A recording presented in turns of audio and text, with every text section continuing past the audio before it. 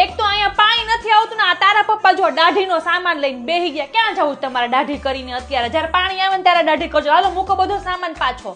ભડભડિયો બહુ દાઢી કરવાનો. જ્યારે દાઢી કરવાનું કહું ત્યારે એ દાઢી ન કરે અને જ્યારે પાણી નથી આવતું ને તે દાઢી કરવા બેહી ગયા. અત્યારે હું મારા નળને ત્યાં ગઈ હતી. આપણે અહીંયા પાણી નથી આવતું ને તો હું ત્યાં ગઈ હતી રોકાવા.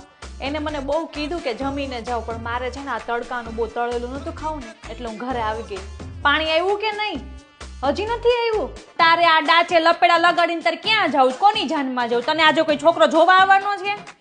ભાઈ ફેસ પેક જ છે, કાઢા બધું. એક તો પાણી નથી આવતું. સનટેન વાળી તેમાં જાણે જેમ બહુ રૂડી રૂપાળી હોય એવી રીતના વાત કરે. સાંભળ, તાર પપ્પાને કે નાઈ લીધું હોય તો ગંજી અને નાવાનો રૂમાલ આપી જતા. પાણી આવ્યું છે ને તો હારું હાર બધું ધોવાઈ જાય. જા જલ્દી ફટાફટ. ઓય તમારે પાણી આવ્યું કે નથી આવ્યું?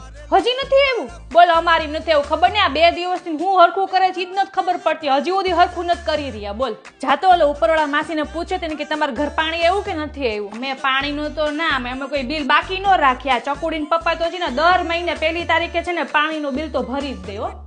હા એમ પાછા હારા, એ બધું કામ બધું ઓટોમેટિક કરી નાખે. મારે કેવું ન પડે કઈ ચકોડીને પપ્પાને. સારું કર્યું આપણે વાસણ છે ને ડિશવોશરમાં નાખી દીધા ધોવા માટે, નકર તો આમને પડ્યા 2 દી.